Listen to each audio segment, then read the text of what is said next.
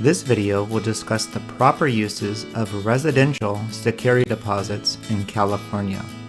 The code section that you'll want to reference is California Civil Code 1950.5. First, a short disclaimer. Nothing in this video should be considered legal advice and is to be used for educational reasons only. The laws do change from time to time, and this video might not be updated to reflect current laws. My name is David Petrosky. I'm an eviction attorney representing landlords, and I've been doing this since 2004. I'm a published author and a referral source for realtors, landlords, and many other attorneys.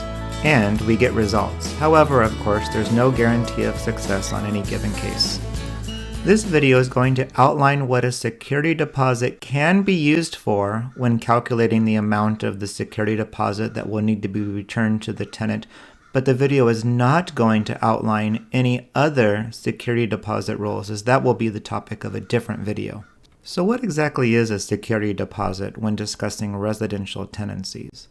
Well, a security means any payment, fee, deposit, or charge used or to be used for any purpose, including but not limited to any of the following.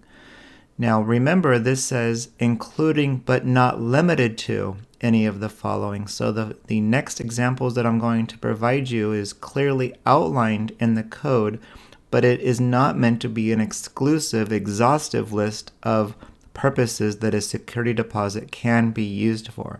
Again, this is all outlined in Civil Code 1950.5.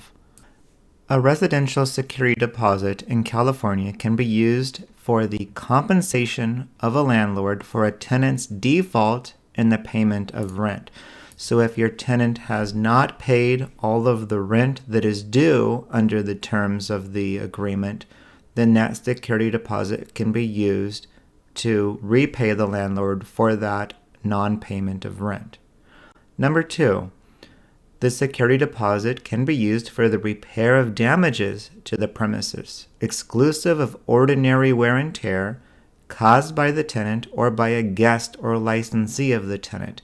Now it's important to note here, if the damage has to do with ordinary wear and tear, just because the property is getting older and this is a normal use of the property, a landlord can't deduct from the deposit for these types of ordinary wear and tear circumstances.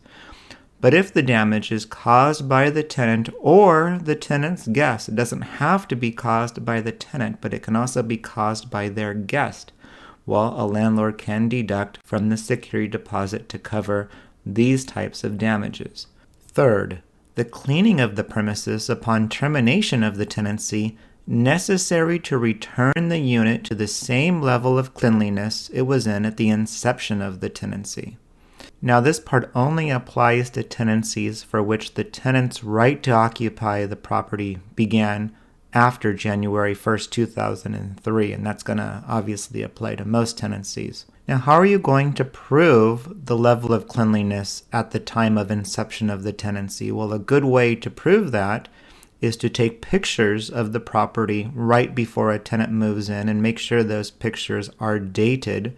Another way to prove the condition of the property at the inception of the tenancy is to make sure to do a move-in inspection that both the landlord and the tenant signs off on, clearly outlining the condition of the property at the beginning of the tenancy. And 4, to remedy future defaults by the tenant and any obligation under the rental agreement to restore, replace, or return personal property or appurtenances, exclusive of ordinary wear and tear, if the security deposit is authorized to be applied thereto by the rental agreement. The foregoing is 4 clearly identified purposes that a landlord can use a security deposit for in California residential rental properties. However, remember, it's not an exclusive list. Now, if you want more information, please visit our website at attorneydavid.com. On that website, I publish a blog with many helpful videos and articles discussing landlord-tenant rights in California. You can also schedule a paid consultation on the website. Again, that's attorneydavid.com. We also publish updates regularly on both Facebook and Twitter. Please subscribe to this YouTube channel to get updated when we publish new landlord-tenant videos. Thank you so much.